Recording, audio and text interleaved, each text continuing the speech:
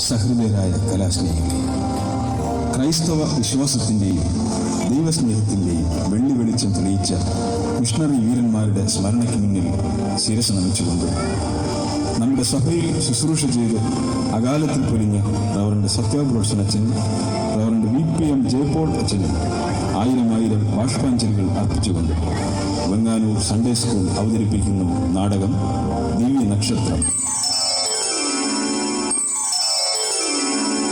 ക്രിസ്തുവിന് മുമ്പ് 1-ാം നൂറ്റാണ്ട് നക്ഷത്രങ്ങളെക്കുറിച്ചും അവയുടെ ചലനങ്ങളും പ്രകൃതിക്കുണ്ടാകുന്ന മാറ്റങ്ങളെക്കുറിച്ചും ഗവേഷണം നടത്തി നോക്കാം. ലോക പ്രശസ്തരായ 4 വാനശാസ്ത്രജ്ഞന്മാരായിരുന്നു മെർഷ്യൻ, കാസ്പർ, ബെൽഷസർ, ആർട്ടബൽ. തങ്ങളുടെ ഗവേഷണ ഫലങ്ങൾ ലോക ജനതയുടെ നന്മയ്ക്കായി മാത്രം ഉപയോഗിക്കാൻ ആഗ്രഹിക്കുന്ന ഇവരുടെ പരീക്ഷണശാലയിലേക്ക് ഒരു അത്ഭുത താരകം കടന്നു വന്നു. അതിനെ പിന്തുടർന്ന് 4 പേർ യാത്ര ചെയ്യുന്നതിനിടയിൽ ലക്ഷ്യസ്ഥാനത്ത് എത്തിച്ചേരാൻ കഴിയാതെ പോയ സമർത്ഥനായ ഗവേഷകൻ ആർട്ടബൽ.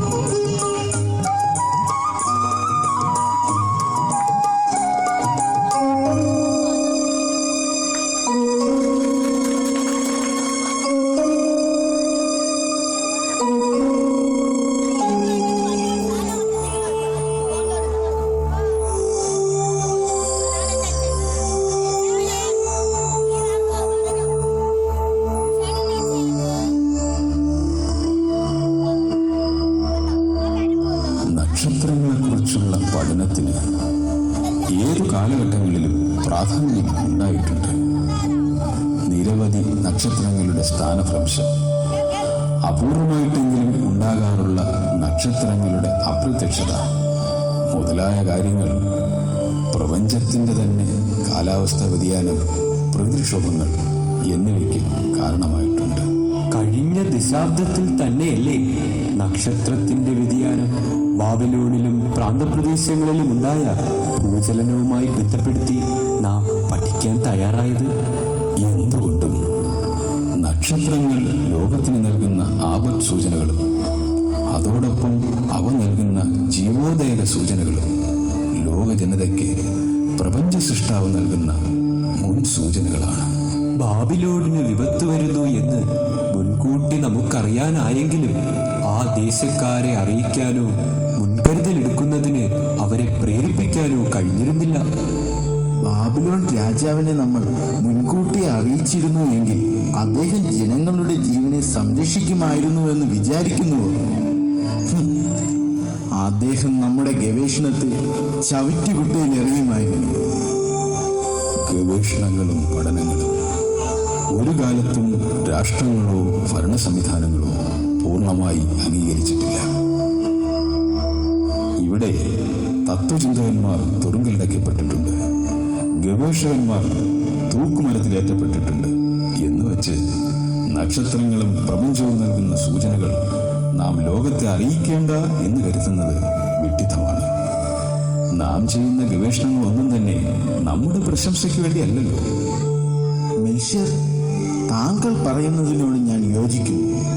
അതേസമയം സ്വേച്ഛാധിപതികളായ രാജാക്കന്മാരും ചക്രവർത്തിമാരും ജനങ്ങളുടെ നന്മ എന്നതിനുപരി സ്വന്തം അധികാരങ്ങൾക്കും താല്പര്യങ്ങൾക്കുമാണ് വില കൊടുക്കുന്നത്.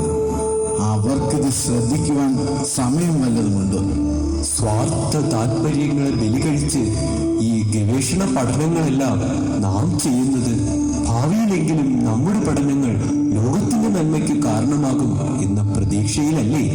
അതുകൊണ്ട് നക്ഷത്രങ്ങളെക്കുറിച്ചുള്ള പഠനത്തിൽ നിന്നുളവാകുന്ന എല്ലാ നല്ല സൂചനകളെയും നാം ലോകത്തെ അറിയിക്കണം. ആർട്ടബൽ, നിനക്ക് ഈ ചർച്ചയിലൊന്നും ഒട്ടും താല്പര്യം തോന്നുന്നില്ലേ? നിങ്ങൾ പറഞ്ഞതൊന്നും ഞാൻ കേട്ടില്ല. ഞാൻ അല്പം തിരക്കിലാണ്. നക്ഷത്രങ്ങളുടെ ഇടയിൽ എന്തോ ചില പ്രത്യേകതകൾ കാണുന്നല്ലോ. എന്തായാലും നിങ്ങൾ ചർച്ച തുടർന്നോളൂ. ഞാൻ ഈ ഗവേഷണങ്ങൾ ആരംഭിച്ചിട്ട് നിരവധി വർഷങ്ങളായി. എന്റെ ഗുരുക്കന്മാർ ആദ്യകാലങ്ങളിൽ അവർ നേരിട്ട വൈഷമ്യങ്ങളും പ്രതിസന്ധികളും എത്ര കഠിനമായിരുന്നു എന്ന് ഗവേഷണത്തിൽ കണ്ട കാര്യങ്ങൾ യാഥാർത്ഥ്യമാണോ എന്നറിയാൻ വർഷങ്ങളോളം സഞ്ചരിച്ച് പ്രസ്തുത ദേശങ്ങളിൽ പോയി അവിടെ സംഭവിച്ച കാര്യങ്ങൾ നേരിൽ കണ്ട് അവരുടെ പഠനത്തെ സ്ഥിരീകരിച്ചിട്ടുള്ളവരായിരുന്നു അവർ. ഒരു അത്യപൂർവ നക്ഷത്രം ആകാശത്തിൽ കാണുന്നത് അത് നോക്കൂ. തെക്കു പടിഞ്ഞാറൻ ദിശയിൽ ഒരു പ്രകാശപൂരിതമായ നക്ഷത്രം. ഇതെങ്ങനെ ഇത്ര വേഗം പ്രത്യക്ഷമായി? എല്ലാം വിസ്മയമായി തോന്നുമല്ലോ. തെക്ക് പടിഞ്ഞാറൻ ദിശയിൽ ഒരു പുതിയ നക്ഷത്രം, അതും യാതൊരു സൂചനയും തരാതെ. ആർട്ടവൻ പറഞ്ഞത് ശരിയാണ്. ഇത്രയും പ്രകാശപൂരിതമായ മറ്റൊരു നക്ഷത്രം ആകാശത്തിലില്ല. ഇതെന്താ നക്ഷത്രങ്ങളുടെ രാജാവ്? ഇത്തരത്തിലുള്ള സാഹചര്യത്തിലാണ് നമുക്ക് മെൽഷ്യരുടെ പാണ്ഡിത്യം സഹായകമാകുന്നത്. താങ്കൾ ഇതിനെയൊന്ന് കൂടുതൽ ശ്രദ്ധിച്ചാൽ. നിലവിലിരിക്കുന്ന നക്ഷത്രങ്ങളെക്കുറിച്ചുള്ള പഠനം ഈ പുതിയ നക്ഷത്രത്തെക്കുറിച്ച് ഒരു തീരുമാനം പറയുന്നതിന് പര്യാപ്തമല്ല. എന്റെ ദൃഷ്ടിയിൽ ഇത് തികച്ചും അവിശ്വസനീയമായിരിക്കുന്നു. നക്ഷത്രങ്ങളെക്കുറിച്ചുള്ള ഇപ്പോഴത്തെ പഠനത്തിൽ നിന്ന് വ്യതിചലിച്ച് ഞാൻ അല്പം ദൈവവിശ്വാസത്തിലേക്ക് നീങ്ങുന്നതിൽ പരിഭവം വിചാരിക്കരുത്. ഇത് സർവശക്തന്റെ പുതിയ സൃഷ്ടി, ഒരു പുതിയ ചരിത്രത്തിന്റെ ആവിർഭാവം. സർവശക്തന്റെ പുതിയ സൃഷ്ടിയും പുതിയ ചരിത്രത്തിന്റെ ആവിർഭാവവും. പ്രപഞ്ചത്തിന്റെ സൃഷ്ടാവായ ദൈവം സൃഷ്ടികർമ്മം തുടരുന്നു. മാത്രമല്ല, മനുഷ്യദൃഷ്ടിക്കും ശാസ്ത്രത്തിനും അഗോചരമായതിനെ വെളിപ്പെടുത്തി മനുഷ്യ മനസ്സിൽ ചോദ്യങ്ങൾ ഉയർത്തുന്നു. അഗാധതകളെ കണ്ടെത്താൻ, ദൈവസൃഷ്ടിയുടെ മാഹാത്മ്യത്തെ വീണ്ടും വീണ്ടും ആഴമായി ചിന്തിക്കാൻ, ഒരു പുതിയ ചരിത്രത്തിന്റെ ആവിർഭാവം കുറിക്കാൻ.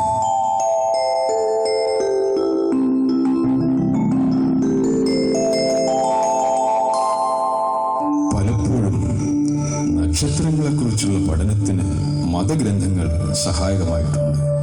പക്ഷേ നമ്മുടെ ഇടയിലുള്ള മതചിന്തയിൽ ഇത്തരത്തിലുള്ള ചിന്തകൾക്ക് സ്ഥാനമുണ്ടെന്ന് തോന്നുന്നില്ല. ഒരുപക്ഷേ ഇതര മതഗ്രന്ഥങ്ങളിൽ എന്തെങ്കിലും പരാമർശമുണ്ടാവാം. ഇതുമായി ബന്ധപ്പെട്ട് നിനക്കെന്തെങ്കിലും കൂട്ടിച്ചേർക്കാനുണ്ടോ ആർട്ടവൻ? ഞാൻ ഒന്നുകൂടി ആ നക്ഷത്രത്തെ ദർശിച്ചോട്ടെ. അതിനുശേഷം എന്തെങ്കിലും പറയുന്നതാവും ശരി എന്ന് തോന്നുന്നു. ആ നക്ഷത്രത്തിന്റെ ലക്ഷ്യം, സ്ഥാനം എല്ലാം പാലസ്തീൻ നാടിനെ അഭിമുഖീകരിക്കുന്നതിനാൽ ഒരു പക്ഷേ പ്രസ്തുത നാട്ടിൽ എന്തെങ്കിലും പുതുമയോ നന്മയോ ഉളവാകാൻ സാധ്യത ഉണ്ടാവുമോ? നീ പറയുന്നതൊന്നും ഞാൻ നിരാകരിക്കുന്നില്ല. നക്ഷത്രങ്ങളുടെ ആവിർഭാവവും അപ്രത്യക്ഷതയും ദേശത്തിന് പുതിയ നന്മകളോ വിപത്തോ ഉണ്ടാക്കാൻ പര്യാപ്തം തന്നെ. പക്ഷേ ഈ നക്ഷത്രത്തിന്റെ ശക്തമായ ദീപ്തിയും മറ്റ് സ്വഭാവ വൈശിഷ്ട്യങ്ങളും അതിന് മറ്റ് നക്ഷത്രങ്ങളിൽ നിന്നും നിസ്തുല്യമാകുന്നു. ഇബ്രായരുടെ മതചിന്തയിൽ നക്ഷത്രങ്ങൾക്ക് സ്ഥാനമുണ്ട്. യാക്കോബിൽ നിന്നൊരു നക്ഷത്രം ഉദിക്കും, ഇസ്രായേലിൽ നിന്നൊരു ചെങ്കോൽ ഉയരുമെന്ന് പ്രവാചകനായ ബിലയാം പ്രവചിച്ചിട്ടുണ്ട്. എന്താണ് ആ പ്രവചനം? അതെ, യാക്കോബിൽ നിന്നൊരു നക്ഷത്രം ഉദിക്കും, ഇസ്രായേലിൽ നിന്നൊരു ചെങ്കോൽ ഉയരും. നക്ഷത്രവും ചെങ്കോലും, നക്ഷത്രവും ചെങ്കോലും. ചെങ്കോൽ രാജാക്കന്മാർക്ക് വേണ്ടത്. ഒരു പക്ഷേ മഹാനായ ഒരു രാജാവിന്റെ ഉദയമാകും ഈ നക്ഷത്രം സൂചിപ്പിക്കുന്നത്. അതോ രാജഭരണം ഏറ്റെടുക്കുന്ന ഒരു യുവരാജാവിന്റെ വാഴ്ചയെ കുറിക്കുന്നതാണോ ഈ നക്ഷത്രം? അതായിരിക്കാനിടയില്ല. എന്റെ ബലമായ വിശ്വാസം ഇതൊരു രാജകുമാരന്റെ ജനനത്തെ ആയിരിക്കാം സൂചിപ്പിക്കുന്നത്. ആ അഭിപ്രായത്തോട് ഞങ്ങൾ പൂർണ്ണമായും യോജിക്കുന്നു. ശിശുവായി പിറന്ന രാജകുമാരൻ, പ്രപഞ്ചവും ഇതാ ആ സന്തോഷത്തിൽ പങ്കുചേരുന്നു. ആ രാജകുമാരന്റെ ജനനവും നക്ഷത്രത്തിന്റെ ആവിർഭാവവും പഠന വിധേയമാക്കേണ്ട ഒരു മേഖല തന്നെയാണ്. അത്തരത്തിലുള്ള ഒരു ദിവ്യ ശിശുവിനെ നമുക്ക് ഒരുമിച്ച് പോയി ദർശിച്ചാലോ? അത് നിശ്ചയമായും വേണം. മാത്രമല്ല, അത് എത്രയും വേഗം കഴിയുന്നത്ര ഈ ആഴ്ചയിൽ തന്നെ ആരംഭിക്കണം. കുറച്ചു സമയം കൂടി തന്നുകൂടെ? ബെൽഷസ്സർ, നാം വൈകുന്തോറും നക്ഷത്രത്തിന്റെ ഗതിവിധികൾക്ക് മാറ്റം വന്നേക്കാം. പ്രപഞ്ചത്തിൽ തന്നെ അതുണ്ടാക്കാവുന്ന വ്യത്യാസങ്ങൾ വളരെയേറെയായിരിക്കും. നാം 10 ദിവസങ്ങൾക്കുള്ളിൽ ഒരുമിച്ച് യാത്ര പുറപ്പെടാം. മാത്രവുമല്ല, ആ ദിവ്യ ശിശുവിനെ അർപ്പിക്കാൻ എന്തെങ്കിലുമൊക്കെ കരുതണ്ടേ? രാജകുമാരന് അർപ്പിക്കാൻ എന്റെ കയ്യിലുള്ളത് 100 ആണ്. ഞാൻ കുറച്ച് പൊന്നർപ്പിക്കാൻ താല്പര്യപ്പെടുന്നു. കുറച്ച് കുന്തിരിക്കാൻ ഞാനും കരുതാം. ആർത്തവൻ, നീ എന്താണ് നൽകാൻ താല്പര്യപ്പെടുന്നത്? എന്തെങ്കിലും നൽകത്തക്ക വിധത്തിൽ ഞാൻ ഒരുങ്ങിയിട്ടില്ല. പക്ഷേ ഏറ്റവും വിലയേറിയത് ഞാൻ ഈ ദിവ്യ ശിശുവിനെ അർപ്പിക്കും. എനിക്കുള്ളതെല്ലാം വെക്കേണ്ടി വന്നാലും ശരി, എനിക്ക് സന്തോഷമേ ഉള്ളൂ. 10 ദിവസങ്ങൾക്കുള്ളിൽ നാം ബോർസിപ്പയിൽ ഒരുമിച്ച് കൂടുന്നു. ഈ ദിവ്യ ശിശുവിനെ കാണാനുള്ള യാത്ര സമയബന്ധിതമായി നിറവേറ്റപ്പെടണം. ആരും ആർക്കു വേണ്ടിയും കാത്തു നിൽക്കാൻ ഇടവരരുത്. എല്ലാം ഉത്തരവാദിത്തോടെ നിറവേറ്റണം. ആ ദിവ്യ ശിശുവിനെ കണ്ട് നമുക്ക് സായുജ്യമടയണം.